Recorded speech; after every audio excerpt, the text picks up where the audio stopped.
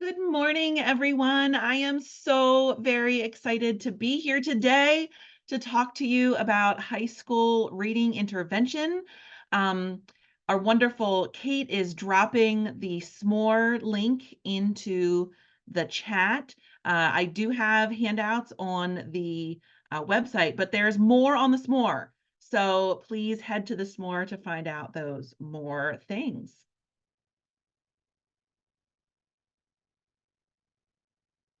Okay, so here's a little bit about me.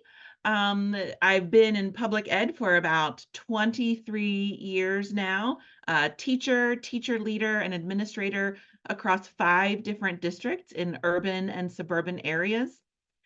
For the last 9.5 years, I was either the teacher or the teacher leader support for high school reading intervention classes, which I think at this point in my career is pretty hilarious because when I first got my teaching cert, I was only certified up through 3rd grade because I thought even 3rd graders were too old, they were scary. And I had ended up moving into secondary and teaching middle and high school. And I adored my high school students. I highly recommend trying to teach high school. They still thrive on positive reinforcement. They still work for stickers, and yet I didn't have to blow noses or tie shoes anymore. It was glorious. I now work for the Capital Area Intermediate Unit. I'm a consultant for MTSS and literacy. Exciting to be starting that new journey. Outside of education, I enjoy spending time with my family and friends. You can see my lovely family at Hershey Park. I enjoy sewing, crafting, and then, because many of us educators can't actually have all of our enjoyment outside of education, I also, on the side, during my free fun time, make videos. You can find them at Trossel Talk. And there are also some links on the s'more to get you to my other resources. I wanted to start with an accessibility promise. I'm really working on making sure that everything I put out in the world is able to be accessible to as many people as possible. And so today I've created some slides with simple backgrounds and high contrast text. I left space at the bottom for captions. If you would like to use captions, you will not lose any of the content while you're doing that. I've added alt text to all of the images that I'm using, and all of my sources are hyperlinks so that they will be easy for you to access. If there's something that I did not think of today that you need in order to be able to fully participate, please message one of the facilitators, and we will do everything that we can to make this morning as enjoyable and as accessible for you as possible. So we have a packed agenda for the next hour, everyone. I need you to strap in and hang with me because we're going to go over a lot of things. First, I wanted to talk a little bit about the challenges in high school reading intervention. If you found your way to this, chances are you know all about these challenges already. We're going to review the IES practice guides related to secondary literacy, as these have been the foundation for the choices that I have made related to partner reading, paragraph shrinking, and in general across the supports that I provide and have used in high school reading. We're going to talk a little bit about the identification and assessment of the students that were in this particular reading intervention setting. Then I'm going to talk a little bit about the instruction that students received at the beginning of the semester. The situation that I am talking about, I used block scheduling. And so not ideal for reading intervention. I'll just put that out there. And the administration and I had many, many conversations about how can we make this better for our striving readers and get them extended support across the school year. But, we have to work within the situation that we have. And so we had 85-minute classes every day for a semester. And then we had a new group of students. We did begin pushing support in for those students that have an IEPs through their case manager when they were not in the reading class. So we're going to talk about what that instruction looked like. And then I'm going to show you how I altered the partner reading paragraph shrinking routine to use in the high school setting. ending our time together with some results, both qualitative and quantitative results of what happened in this classroom. So some challenges in high school reading intervention. Getting credits toward graduation. Like credits are a big deal in high school, which isn't something that the elementary world has to worry about. You can pull students out of core classes if necessary in elementary. You can have a lot more freedom with the schedule, where in high school, you really have to worry about those credits. And so I've worked in situations where the school was able to give credit for the same course number, multiple credits. We use them as an elective credit. I also worked in a high school where we needed to create different course numbers for students, so that because they were only able to get credit for each course number one time. So when you're doing high school reading intervention, make sure that you're working closely with administration. We want to ensure that our students are working toward fulfilling those graduation requirements, and also being sensitive for our students who are working toward eligibility for sports. We want to make sure that strugglers and learning out of sports programs. So whatever coursework we need to get them in order to be eligible, we want to help motivate students. So then that also goes toward those master schedule challenges. How do we get reading to students in the dosage that they needed, in the size class that they needed? And that will require working very closely with administration and with your guidance department as well. Student motivation. Ugh. When I was teaching first grade, every student thought I was amazing and did basically whatever I asked them to. I mean, I had a group of 34 first graders one time cheering because I was giving them a blank piece of paper. Like that is motivation.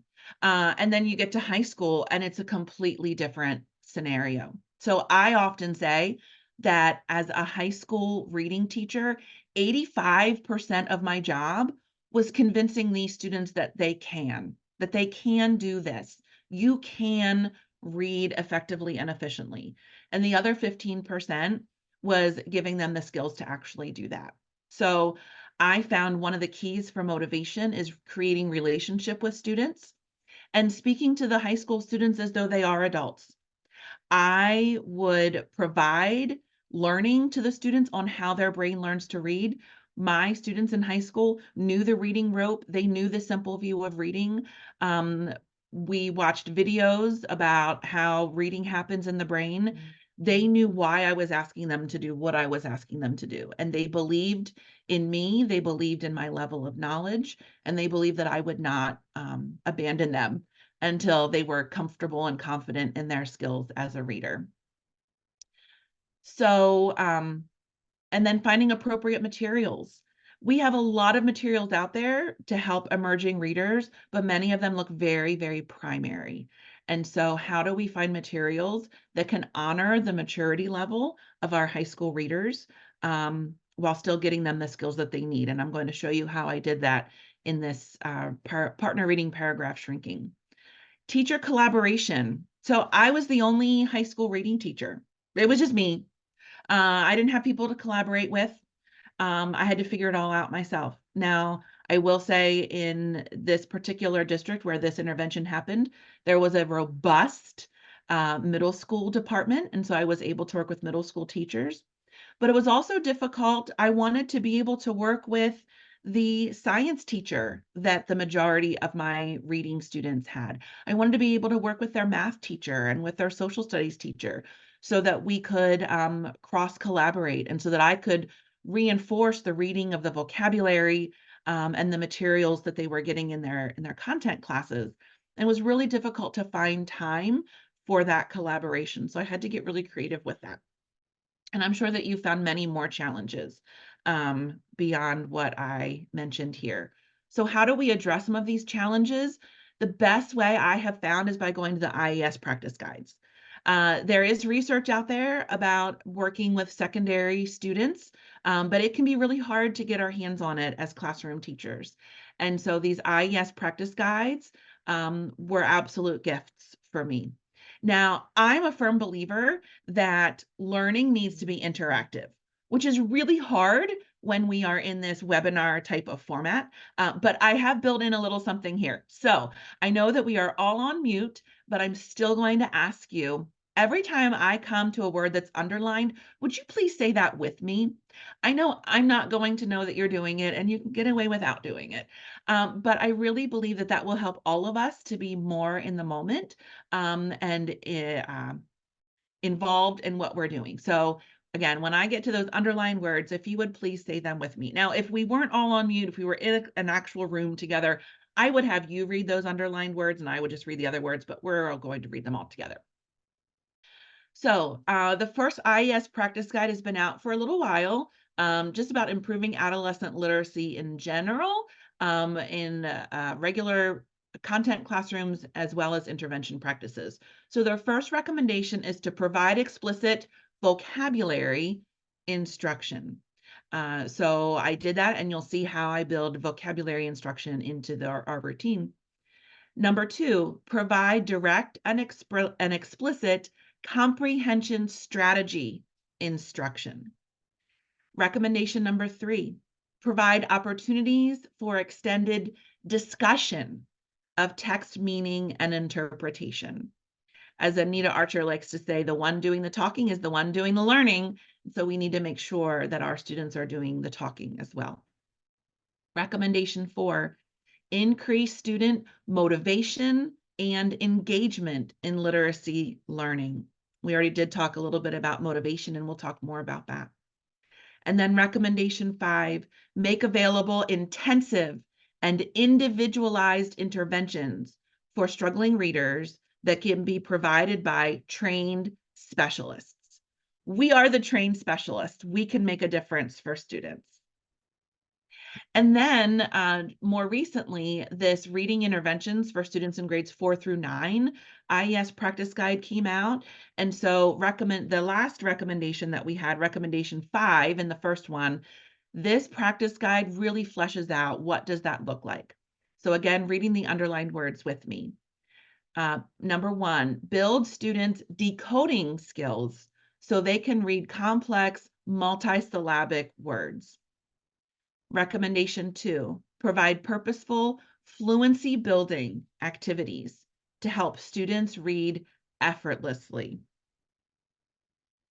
We go on to recommendation 3, routinely use a set of comprehension building practices to help students make sense of the text. Now, this recommendation is so robust that we're going to break this down a little bit more. So we have 3A, build students' world and word knowledge so they can make sense of the text. 3B, consistently provide students with opportunities to ask and answer questions to better understand the text they read. We don't often give students to ask questions, time to ask questions, or even expect them to ask questions. So you'll see how I built that into our routine. 3C, teach students a routine for determining the gist of a short section of text. 3D, teach students to monitor their comprehension as they read. And recommendation 4, provide students with opportunities to practice making sense of stretch text, i.e. challenging text, that will expose them to complex ideas and information. Too often during a reading intervention, I feel we're limiting students to things that we expect them to be able to read. It's really important, with the help of you, the trained professional there, that we're giving students opportunities to stretch themselves and use some more challenging text. So those were the recommendations that I was working off of. And so how did we find students for the reading class? So like I said, the middle school has a really robust reading program. And at the end of 8th grade, it makes recommendations for students to continue with reading program in grade 9. There is a reading intervention coordinator in the district. That's the role that I was in right before I left to go to the intermediate unit. And that intervention coordinator also works closely with the English learner coordinator to identify students who would benefit from reading coming out of the English learner program. And then any students with an IEP who might transfer into the school during the year would be considered for enrollment in our reading course, depending on the needs identified in the IEP. So for the most part, the vast majority of students in the reading class will either be an English learner or will have an IEP with a designated need in reading. And then during the time that students are with us, we use an oral reading fluency assessment, a phonics screener, and a spelling screener to help us identify the specific needs of students. And then as indicated, we use phonemic awareness screeners as well. So if students are below where we would expect or continuing to have issues with phonics and spelling, we would assess using phonemic awareness. And then we would use all of those assessments to drive our instruction. So before I started the partner reading paragraph shrinking protocol, the instruction during the initial part of the semester was a combination of MegaWords and Starry. So MegaWords is a program that would be purchased, and the primary reason for using MegaWords was to build student decoding, which was based on recommendation 1 in the IES practice guide that you can see on the screen. So we were systematically building up students' decoding abilities, specifically with those multisyllabic words. And then Starry is a free program available online. And we use Starry to address recommendation 2, which is to build fluency, and recommendation 3, building comprehension. So Starry is a great, more of a comprehensive reading intervention. There are specific sections and a routine for fluency, which is great. We just felt for the students that we had in front of us, the decoding portions of Starry were not robust enough to meet the needs of our students, which is why we layered MegaWords on top of that. And then I came, checked in on the class and said, okay, so we're doing pretty well on building decoding, and we're doing pretty well with some other things, but I think that we could go a little faster with our students. And so I had known about this partner reading paragraph shrinking routine and had seen it create amazing results in younger students. And I said, let's see if we can look at this and maybe see what might work and what might not work at high school, and how we could leverage this approach in a high school classroom. So I'm going to go through the actual routine, and so that you have an idea of how partner reading paragraph shrinking is supposed to work. So step 1 is to organize your class, matching higher readers and lower readers, so that your highest reader in the highest half, if that is matched with your highest reader in your lower half of readers, so that you're going to have one student who is going to sort of be the model reader for the other student. And then you're going to give texts that are designed to be at reader 2, so the lower reader's instructional level. And one way of finding text is ReadWorks. And this part also talks about an error correction technique. So you're going to teach the students specifically how to work together to support each other in reading. Then you're going to meet 20 minutes each day, 2 weeks in elementary or 3 weeks in the middle school. And then it goes into the actual routine for what happens during those 20 minutes. So reader 1 is going to read for 5 minutes, again, providing a model of that reading. And then reader 2 is going to go back to the beginning and read for 5 minutes. And then we talk a little bit here about the error correction routine. That word is blank. What word? Yes, that word is blank. Now read the whole sentence again. So we're having an opportunity for the lower reader to hear the passage read and then read the passage themselves. Then on the next opportunity to get together, we're going to do the paragraph shrinking part. So there's going to be more reading, and then we're going to stop and we're going to think at the end of the paragraph. The most important who in that section of reading, and then the most important thing about the most important who or what, and then write that in 10 words or less. So 5 minutes for partner 1 to model that, and then partner 2 picks off, and then you keep switching as you go through the whole passage. And then you just keep doing that over and over, 10 or 15 days, depending on the level of your students. So that is the partner reading paragraph shrinking general routine that was written for elementary. But let's look at each of those 6 steps and see, well, where might that have an issue in a high school classroom? So step number 1, we already have a problem, right? Students are supposed to be paired with a stronger reader so that the stronger reader can be a model. But in the high school reading intervention class, every student is a striving reader. So while there is some difference in their reading ability, we really didn't have a model of what good reading should look like. So I needed to do something to address that. The ReadWorks articles are great articles. However, a lot of the articles at the instructional level of the students still look kind of juvenile. Often you'll get like a larger print size, and I just wasn't really comfortable with ReadWorks as the source of text. Time allocations, that was totally fine. I was looking at class periods of 85 minutes. So being able to have 20 minutes a day for 15 days, that was totally fine. In fact, I ended up using the full 85-minute period after I redid the routine. So again, number 4, that echoes back to number 1. Paragraph shrinking, we're great with that.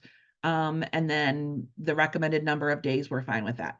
So some of the areas of the routine we can use as is, but there were just a few pieces, especially the stronger reader, and then looking for a different source for texts. So text selection. Thinking about text, I wanted to find a text that would increase student motivation and engagement, which was recommendation 4 from the initial IES practice guide. And then I really wanted to build world and word knowledge, and I wanted to incorporate stretch text. So building off of all of these recommendations. And I ended up using this book, Real Kids, Real Stories, Real Change, Courageous Actions Around the World. I learned of this book because it is used in one of the STARI units. So, if you would decide to use STARI at some point, you will see this resource being used. Something else that I liked about it is that the chapters are very short. So there are 30 small chapters divided out into sections. So the first section is about kids saving the environment. And then the book goes through 6 different kids. Most of them are teenagers. And they're from Japan, Mexico, the United States, India, Australia, and Japan. So one young person from each of those countries, and how that kid was working to save the environment. And then the next section is kids standing up for themselves. And they have a young person from India, Colombia, Kosovo, the United States, Canada, and Pakistan. And then the next section was kids helping others from the United States, Japan, the United Kingdom, China, Ghana, and again, the United States. And then we have kids overcoming challenges, the United States, Romania, Bangladesh, the United States, Ethiopia, and the United States.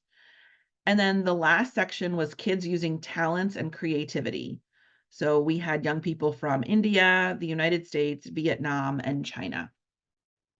So you can see in this one book, we're going to get an opportunity to discuss different areas of the world.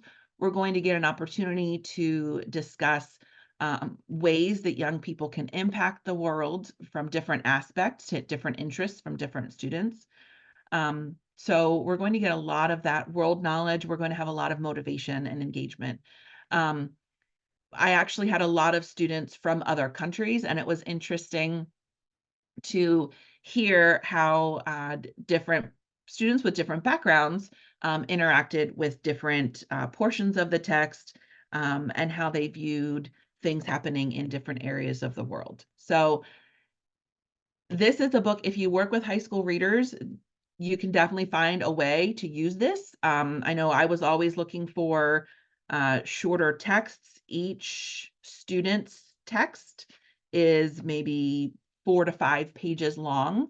So it's a great way of chunking reading, and having students engaging with text. There are also 2 other books in this series that you could look at as well. I would just highly encourage you, before you would purchase and utilize a book, that you would read through all of the chapter headings and all of the topics to ensure that the topics are appropriate for your community. So we're finally here. Partner reading, paragraph shrinking, adapted routine. So what I decided to do was to think about the routine before, during, and after the actual reading of the passage, so that I could build in supports for my students before, during, and after reading. So these images are embedded in the SMORE, and I also attach them as PDFs to the SMORE. So I had these pages posted in the classroom as well as in Google Classroom, so that students would always be able to reference them, and they would always know the routine and how we were going to approach learning. This was also great. 15 days of using the same routine, students just came in and did what they needed to do. It got to the point where I didn't have to do a lot of reminding. They were in the groove and they knew what was happening. So let's look more closely at the before reading routine. So I started with guidelines. Again, love Anita Archer. If you expect it, pre-correct it. So in each of our segments, there are some guidelines for behaviors that students knew and they followed. So we're going to focus on the passage. They needed to add at least 3 words to the Mentimeter, and we'll talk more about that. Follow the directions and try your best. So first I had a section of what students were going to do independently. So they were going to first preview the passage and just consider what the passage might be about. So in each passage, there you have the heading, you have fun facts, a fun fact section. There is usually some type of an illustration that involves a globe and pointing to the country, the population, the capital of the globe. And then there's a little bit about how you can support that cause. So different text features for the students to look at. They could skim parts of the actual passage, and then they needed to ask themselves a question about the passage and write it down.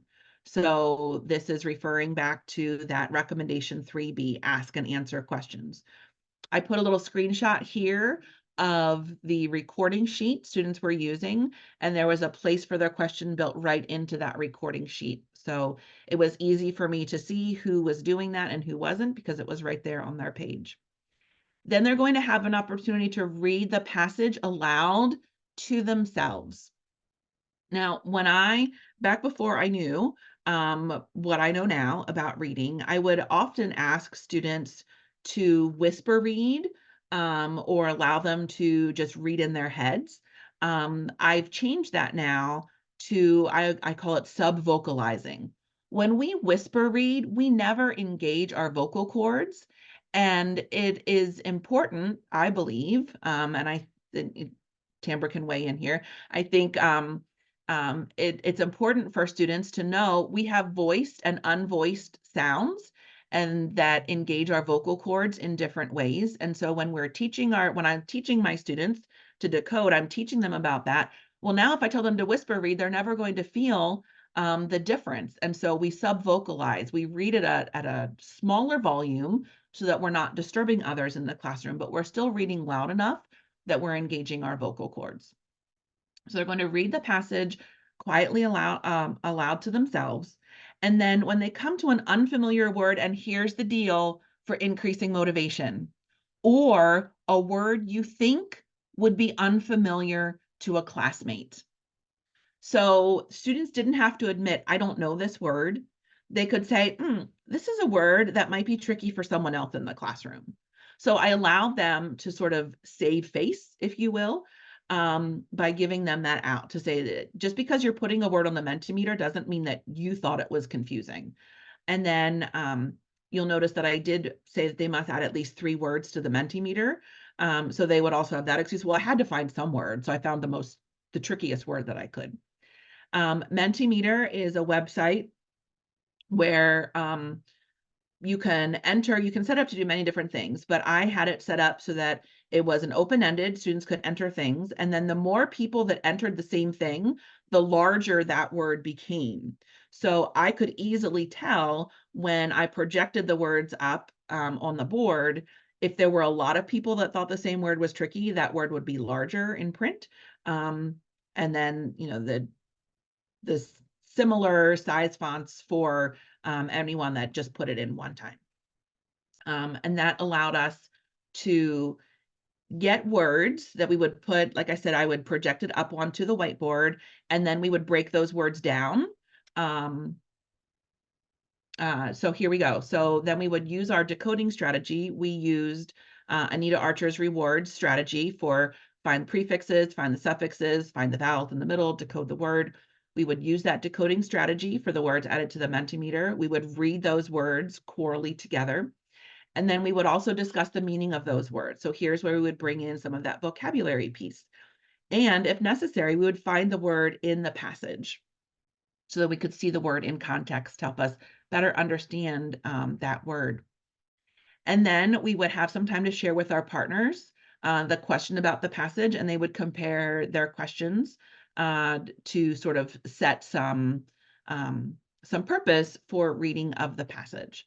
So again, here you can see with each step of the process, I'm showing you which of those recommendations in the IES practice guide that I am circling back to help me make the decisions of what I'm doing in my classroom. All right, so that was a lot. So we did all of that before we even read the passage to support students to be successful. And I did that because I know that I'm not going to have that model of a quote good reader. And so I wanted students to have that opportunity to have any tricky words read aloud for them, have some time to discuss some of the meaning. So that's what we did for before. Now we're at the during. So let's see what our sections are for during the routine. Again, we have our guidelines. Talk only to your partner, only about reading, keep your voice low. We're going to cooperate. We're going to do the same thing, follow the directions, and we're going to try our best. So pre-correcting. And again, I didn't have any issues with behavior during this routine. And I think it was partly because we pre-corrected. And then we have our partner reading procedure. So what we did here was we had a timer up on the board so that everybody could see it, and we all stayed together. I found that to be more productive than allowing partnerships to set their own timers, and then things could sort of get off track. So partner one, and we would often rotate who was partner one after every passage. So partner one starts reading at the beginning of the passage and reads for 5 minutes. Partner two goes back to the beginning, reads for 5 minutes. So that was our partner reading part. And then did they get through the whole passage in that 5 minutes? No, they didn't. But we're going to get to the rest of the passage, and that's okay. So then partner one, then we start our paragraph shrinking part. Partner one goes to the beginning of the passage, reads for 5 minutes, and then we would do paragraph shrinking after each paragraph. And then partner two starts where partner one ended. So this is where we're going to progress through, and we're going to get through the entire passage doing our paragraph shrinking. So here's our fluency building. So we're having an opportunity. We already read the passage once by ourselves. Now we're having an opportunity to hear each other reading parts of the passage. We have our error correction. On the paper, I have, if you hear an incorrect word, point to the word and ask, can you figure out this word? And if the partner doesn't say the word, then you can say this word is, and just read it to them. I still had students that were a little too sensitive for that routine. And so what I started to say was, instead of, can you figure out this word? If they've already said the word, say, I heard blank, but that's not what I see. That way, the person who's doing the error correction is taking on a possibility of, well, maybe I didn't hear it correctly. So it feels less accusatory than just saying, you read that word wrong. So I heard blank, but that's not what the word I see. Could you read that again? And then I also really liked, and the students really appreciated this prompt. Would you like help or would you like time? And I find this works for my own daughter too. So any parents out there, that might help there too. But it made a big difference because sometimes the student wasn't ready for help. They just needed a minute because their brain doesn't work as quickly as other people's brains do. And so they just needed some time to be able to do that on their own. All right, so paragraph shrinking. So when we get to the paragraph shrinking, this is going to that teaching a routine to determine the gist of a short section of text. So our routine was name the most important who or what from that section, tell the most important thing about the who or what, and then try to say it in about 10 words or less. Now, did I go around counting how many words were in each section? No, I did not. The point wasn't about 10 words. The point was just saying it as succinctly as possible. So if you needed 12 words to say it, that was totally okay. So I have here for you a screenshot of what the student recording form looked like. Now, in this book, not every paragraph is like a paragraph, you know? Like there are some paragraphs that are one sentence, and that just didn't feel like enough to really do paragraph shrinking on a 1 or 2 sentence paragraph. And so what I did was I went through each section and I wrote the first couple of words and the last couple of words for every section that I wanted students to do the paragraph shrinking routine on. So the first passage is the one that you just saw a moment ago, the doggy dung disaster from Japan, about a high school student who invented an environmentally friendly pooper scooper to pick up dog poop. They were very engaged that day. I must say, the students were very engaged. So you can see how I did that. And actually, if you would like to use this routine, I put the student recording forms for all 15 passages on the S'more. So you can either download the PDF and use it exactly as it is, or I put the Google Doc as well if you would like to be able to easily make some revisions for your setting. So it is all there for you. And 15 days of partner reading paragraph shrinking from this book uses half of the book. And so, but I didn't do the recording forms for you for the other half of the book. Sorry, you'd have to do that. But it is there for you if you would like to do it. So that was our routine for finding the gist of a short section of the text. So that was our during reading, our partner reading, and our paragraph shrinking. Okay, so take a deep breath. So by now we're like 60 minutes into an 85-minute class by the time we've done all of that. And then we get to our after section. So again, we have our expect it, pre-correct it. We're going to do some choral reading, again, building some fluency activities. Now, I will be very honest with you. We did not take the time to choral read all of every passage. That just felt like way too much. But what I would do is I would pick a section of each passage that felt super important. And we would read that short section at the end together. Um, and if the other things took a lot of time, this was one of the first things that I would cut to make sure that we got through everything. And then we would go back to the question that we asked. So recommendation 3B says provide opportunities to ask and answer questions. So if we're going to ask a question at the beginning of the passage, we need to come back and answer that question and honor our thinking. So revisit the question that students put at the top of their organizer and answer that. And then we're going to use our routine again for determining the gist of a short section of text. But now our short section of text, rather than being a paragraph from the passage, was all of our gist statements already. So we would look at the gist statements that we already had, and then we would write a summary of the entire passage. I gave them 15 words to do this. So write their passage, and then on Google Classroom, each student had an organizer. Sorry, I didn't share this one with you. Each student had a very simple organizer that just had the titles of the 15 passages we were going to read, and they would go back into that document and add their summary for the entire passage. So that I was able to keep track of what students were doing. And also a difficulty I didn't put for high school is like, we need grades. We need grades. How am I supposed to grade students? Grades are hard. But I needed something to put in the grade book.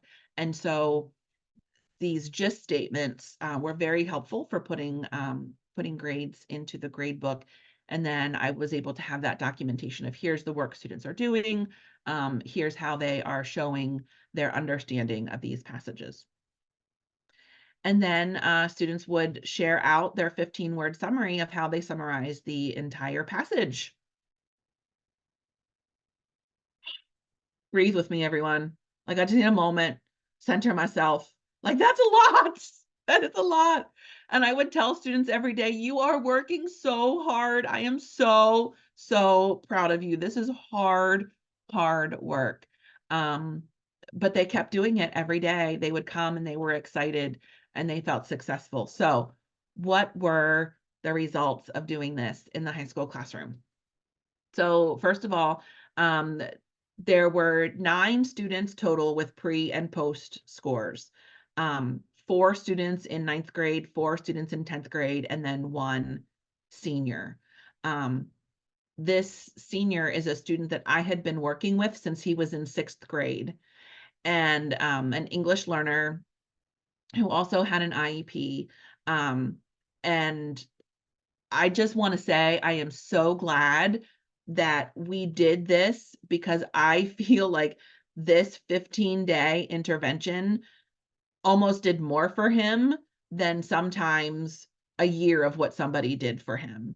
The amount of growth that he made and the confidence that he felt in his reading, having to read aloud this often, just made such a difference for him. And he graduated. I've since seen some of his friends. He's doing great, which is just very exciting.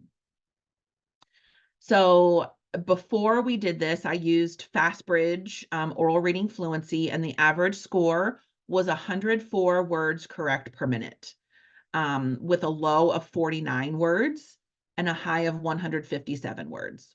So should that student reading 157 words probably have been in reading intervention? Probably not. But I will say that was an English learner, and comprehension was somewhat of an issue. And so the paragraph shrinking part of this intervention really helped that student. The average score increased from 131 words correct per minute to increased. So let's go back here. The average score was 104 words correct per minute. and that increased to 131 words correct per minute, with a low of 61. So that student who had 49 words went up to being able to read 61 words in a minute. And that student that had 150 something went up to reading 192 words correct per minute. So these are some impressive gains after only 15 days of instruction. I was pleased. The students were thrilled. They really felt like they had made big gains in being able to read with accuracy and with fluency. So the average change in score was 28 words correct per minute. Now, do I think that for the student who started reading at 49 words correct per minute and ended reading at 61 words correct per minute, do I think this was the absolute probably best thing for him? Probably not. In a perfect world, I would have kept him doing a one-on-one intervention with me, focused more on decoding, but we don't live in a perfect world, unfortunately. But I will say that he was recommended to remain in reading for the following year, and we were able to schedule him in a smaller group, and continue working on decoding for him. So again, this is after only 15 days of using this routine. We had been charting growth for students, and this was the most growth students had seen all semester. It was very exciting. So those were our quantitative results. So now we have some qualitative results. And again, I will say, not again, but I will say, when I asked students to fill out this survey for me, I knew that I would put a different level of weight on survey results than on the numbers because, surveys are subjectives and students are going to say what they want to say. And they had a different teacher before I came in. And I think that they, liked me a little bit better. And so I didn't want to just say, oh, this was amazing. But I do think that student voice deserves a place in understanding how things went. And so I wanted to hear from the students. So the first question I wanted to ask is, how did partner reading paragraph shrinking help you feel? Did it help you become a more confident reader? I really wanted to know because, like I said before, 85% of my job was just convincing students that they could do it. So did I help you become more confident through the support of this routine? And you can see there were 7 students that responded, and 1 was a strongly disagree, 4 strongly agree. Eight students, sorry. 8 students, 7 said agree, and 1 said strongly agree. They were more confident readers at the end of this particular intervention. So then next question, partner reading paragraph shrinking helped me better understand the passages. And again, they all either agreed or strongly agreed that being able to do that paragraph shrinking portion helped them to slow down. It helped them to think about the portions of the text, and then having those statements as they went along helped them to think better about the whole passage. I can see the benefit to the paragraph shrinking routine to help me understand passages in my other classes. I was thrilled that 4 people said strongly agree. That because reading class so often is seen as just this other weird thing that I have to do that's disconnected to everything else. And so when students were saying, most of them, now we did have a disagree, but when most students were saying that I can see that this could help me in other places, to me, that was a huge, huge, huge win. I plan to use paragraph shrinking to help me understand passages in my other classes. So here we had 2 students saying disagree. I see part of this coming from, I don't want to look different than the students in my other classes. I know if I'm going to do partner shrinking, I'm probably going to be writing down my just statements as I go, and the person sitting next to me isn't doing that. So I don't want to look different. It could have played a part in that. But the fact that 6 of the students said, yeah, this feels like something that I could do in my other classes, to help me keep track of what I'm reading, to help me better think about what I'm reading. To me, that was a huge, huge, huge win. So if you decide to try partner reading, paragraph shrinking, in a high school reading class, I would love to hear how it goes. You can get in touch with me through the SMORE. I will say that the very first year that I taught high school reading, I had the brilliant idea to, at the end of the year, do a culminating project in which we had a preschool class in the high school, for students who were taking a class about teaching. They would actually run this preschool class. And I had the brilliant idea that I'm going to teach my reading students how to read aloud to preschoolers, and then we're going to go read to the preschoolers. Because I would often say to my high school students, I have 2 goals for you as readers. I want you to be confident and efficient enough in your reading to get any job you might want to have in the future, to get the job and be successful at it. And I want you to be able to read bedtime stories to your kids. I don't want you to feel so self-conscious about your reading that you won't read to your kids. I want you to be able to read to your kids. And so, we prepared this and we took a field trip and we went to the preschool class and we read to them. Year number 1, I felt like it was a fail. The students were still so self-confident, self-questioning. They didn't like enunciate when they were reading. And it was, I didn't feel very successful at that. But this year, after the partner reading paragraph shrinking, I said, okay, we have some time left in the school year. This is what we're going to do. And the students that had finished partner reading paragraph shrinking first, they rocked it. When they went in and read to those preschoolers, they actually used voices for the characters. When we walked over to an elementary school to choose books, they chose more difficult books than the first group of students chose. They really had gained some confidence, and they were ready to go, and they were feeling better about that. So that's partner reading, paragraph shrinking. We're finished a little bit early here.